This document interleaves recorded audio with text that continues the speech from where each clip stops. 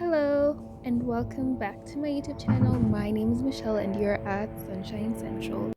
Today, we're going to be talking about a 2017 Korean drama series called Save Me, directed by director Kim Song-soo.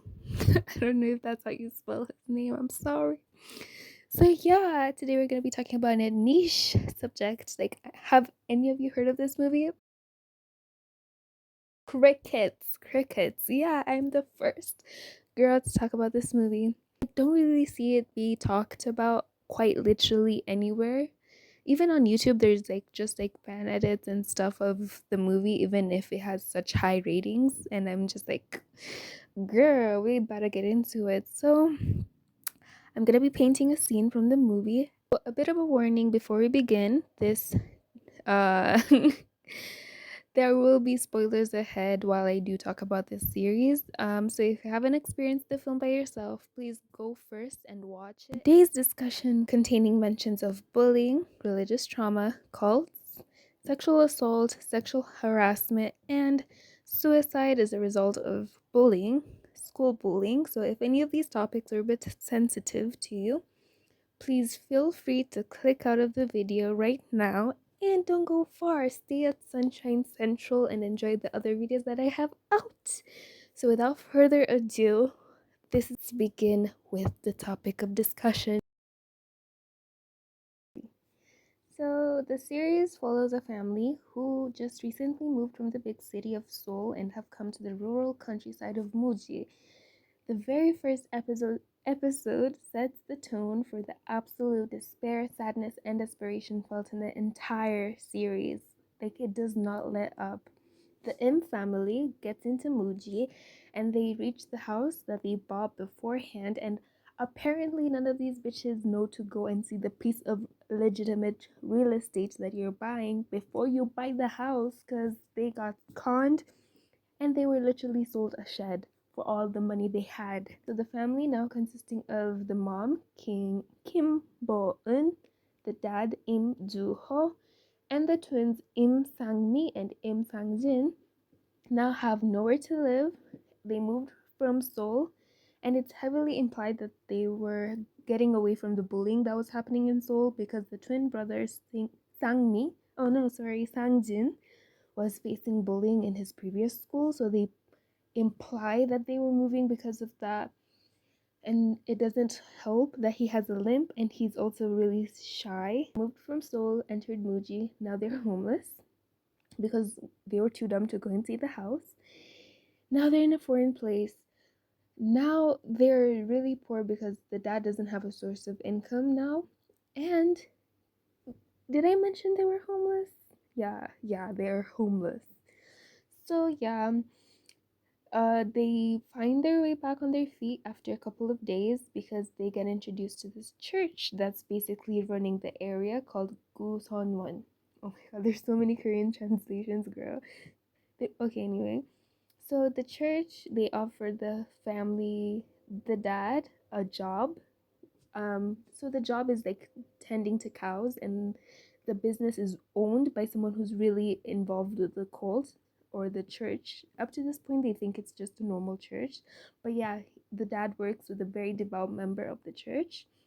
That's where he gets his income, and that's where he stays, like in a house that the church, the church lends, quote unquote, because he is working with one of the guys. So the guy who he's working with, who also is associated with the church, gives him the house. So you see, they're already like really getting indoctrinated, if you catch my drift, because now their source of income, their shelter, their food is now all tied to this guthon, you know? So anyway, the twins are now enrolled in a new high school, and then immediately, without skipping a beat, the bullying continues. Sangjin is still bullied, whether in Seoul or whether in Mojin, and now it's Sangmi's responsibility to take care and try to help her Upa.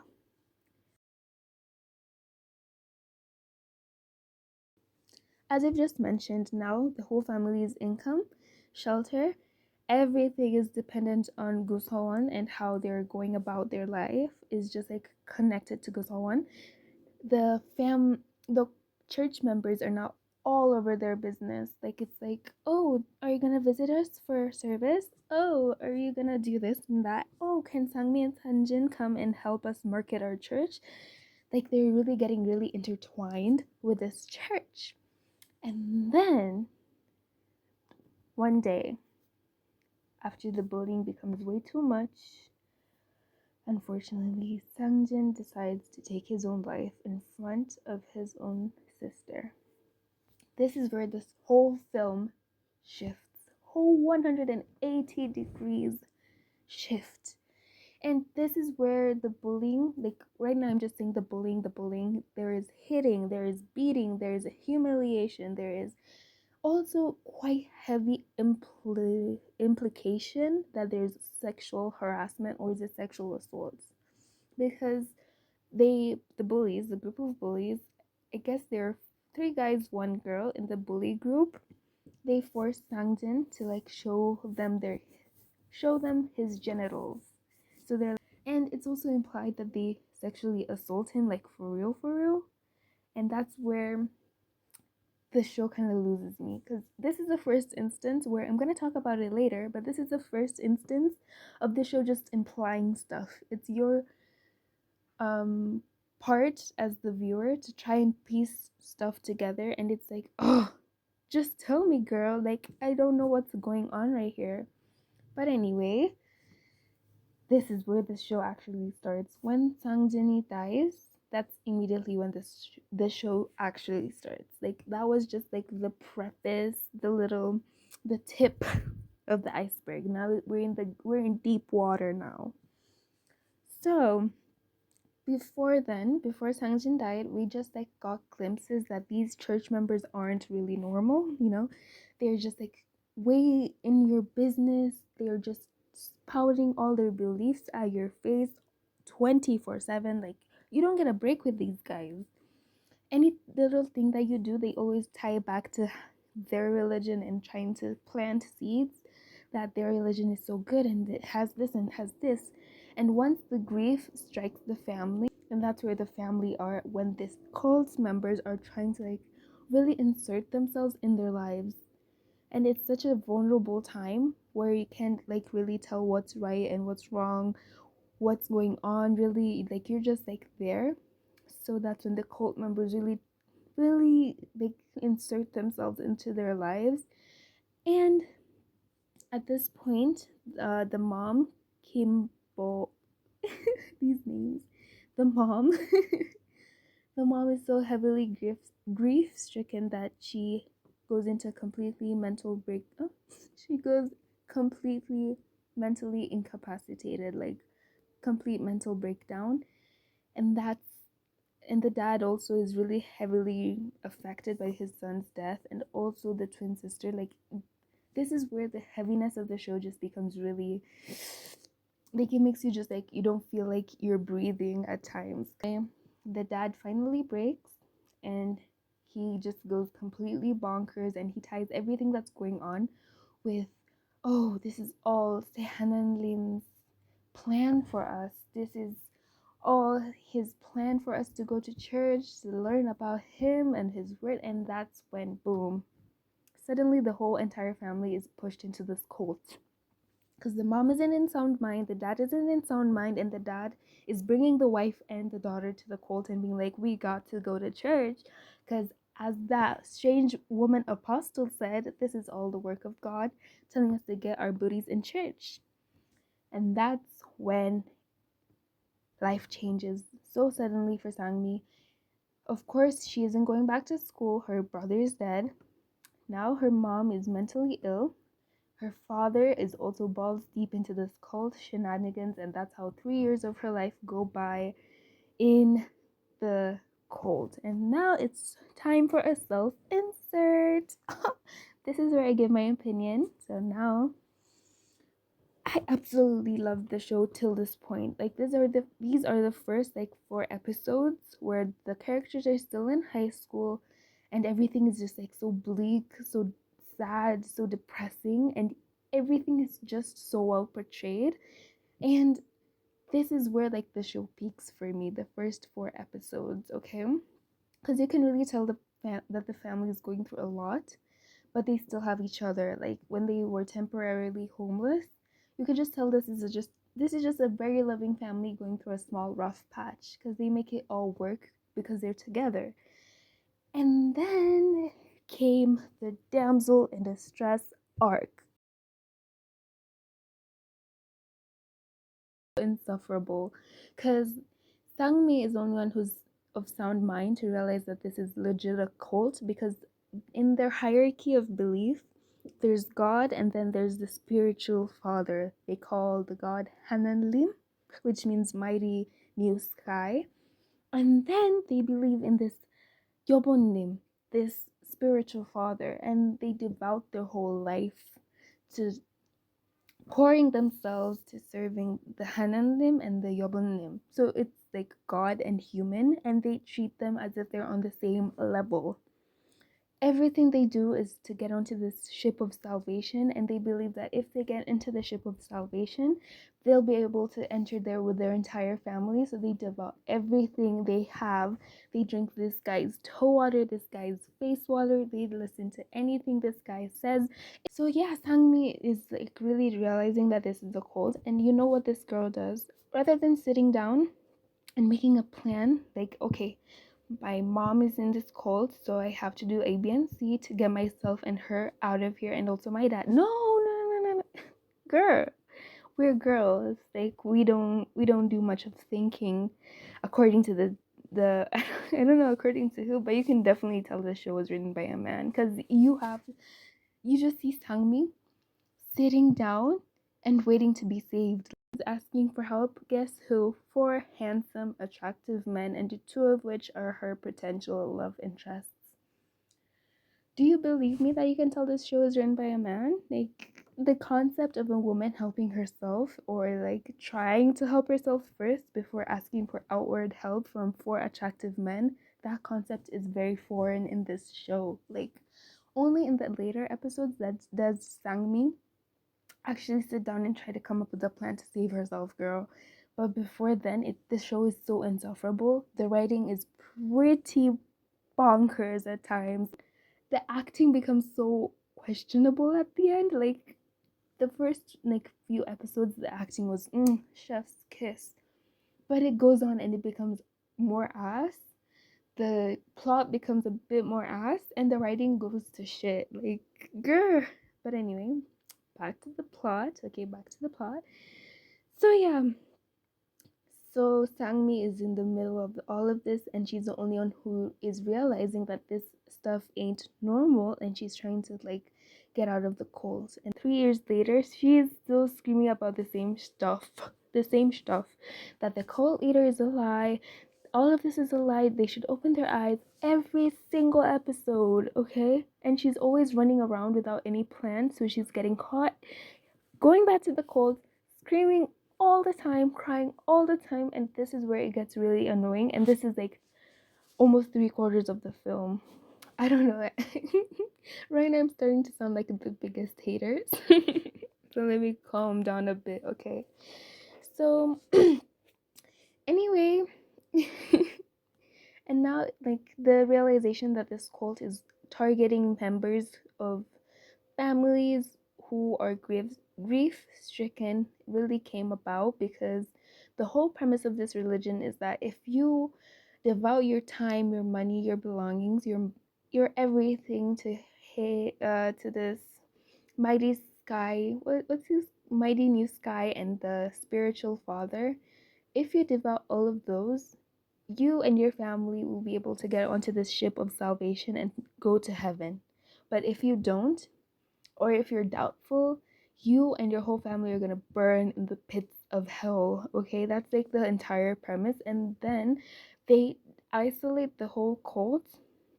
No member is allowed to go outside because the outside world is evil and full of demons.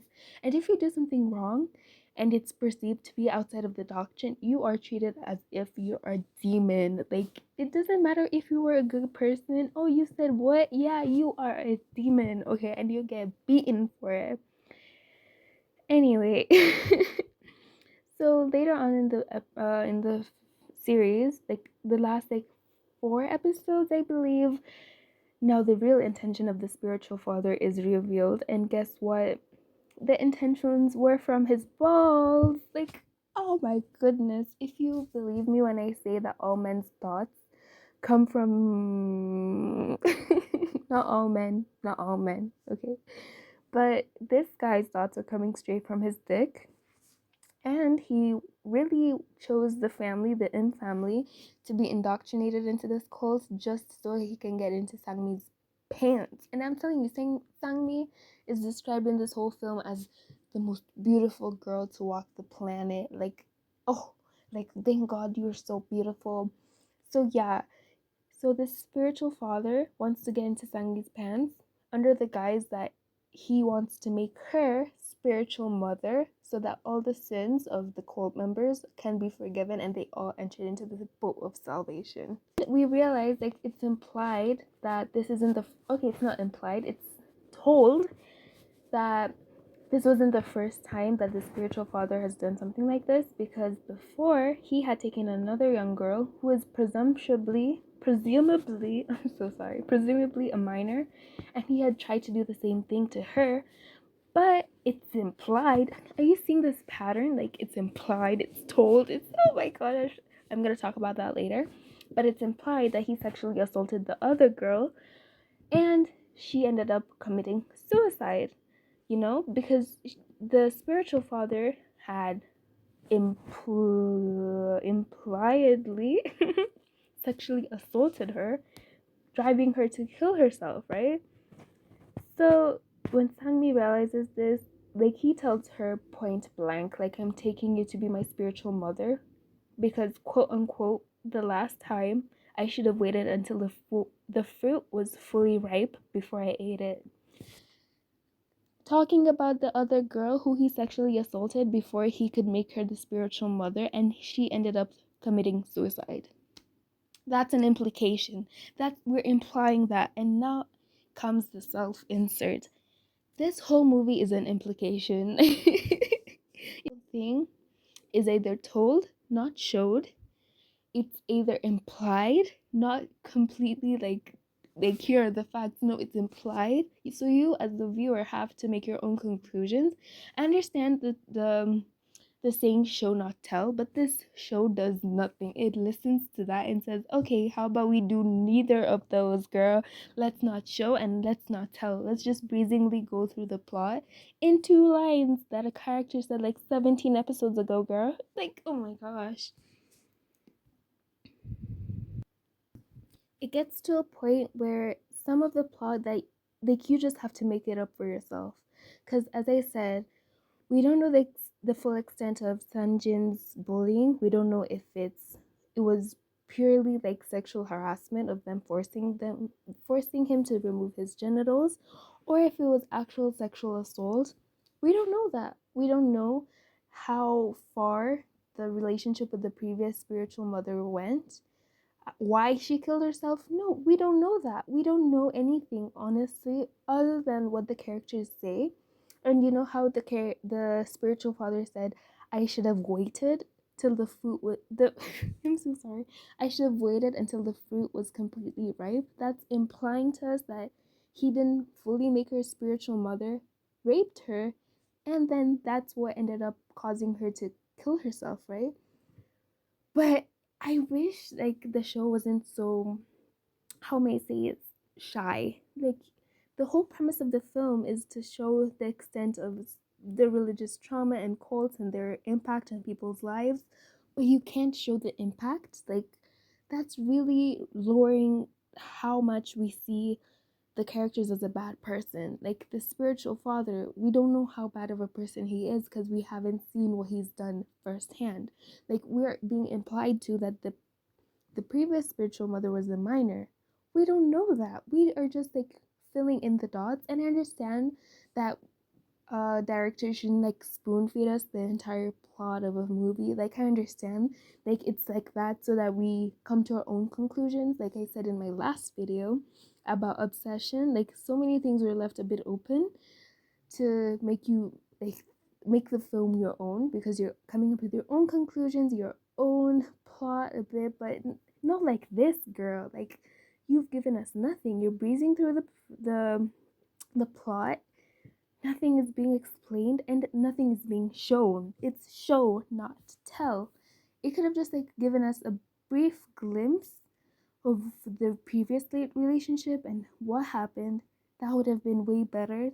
Or a glimpse of the actual bullying happening rather than just cutting the screen to black. That's just my opinion. Back to the plot. Back to the plot. So anyway, it reaches a point where Sangmi realizes that if she does not get herself out of this shithole, she is going to have to sleep with this guy. Like, the worst thing that could ever happen. Like, this guy is looking hella funky. So that's when she starts devising a plan to save herself from the cult.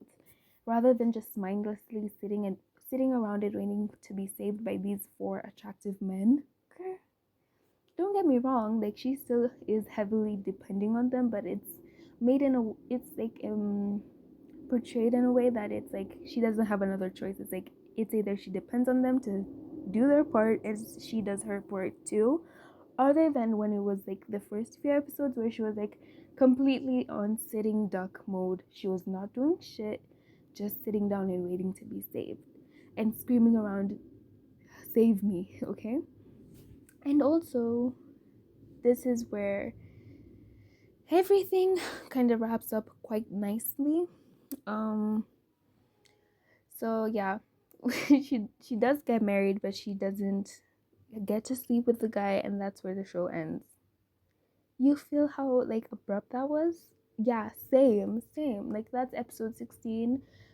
The climax and everything happens in one episode. Like, girl, we had 16 episodes to do all of this plot building, and you decided to do it in the last episode. It gets to a point, it gets really frustrating to talk about this film. Like, oh my god, because Save Me really shied away, and that's its biggest pet peeve. Also, the acting kind of gets really questionable at the end, and the script writing. Oh, in conclusion, it seems like I'm the only biggest hater because this series got very good reviews from both critics and audience members, and it was kind of a hit when it came out, but I don't really remember when it came out, like the hype around it, but it definitely has a cult like fan base, ironically. And yeah, I think the fan base is also because it's also partially because the show is so star studded, star studded. 서예지, 억태서, like Wudo, I don't know, the guy from Bloodhound, the girl from Vincenzo. Like I'm telling you, this is star studded. Okay. Anyway, and also I won't put all the credit of them having a lot of fans to only the star-studded cast, but also because the premise of the show and the execution were very creative and exceptional. That's nothing to argue about. Was it sad? Yes, I cried a bit watching this film, especially the first episodes. Was it funny? Yes, but I don't think that was intentional. I think that's just the writing that was getting to me. Like, it was giving Kalel. No. I just would laugh at times when it was dead serious because the writing was so ass. Acting, as I said, was pretty questionable. Okay, pretty questionable. But in the end, overall, I would 100% out of 10. 100 out of 10 times recommend this movie, and I can't recommend it enough. Go and watch it. It's so fun. So it's not camp. It does take itself very seriously, but I really enjoyed it.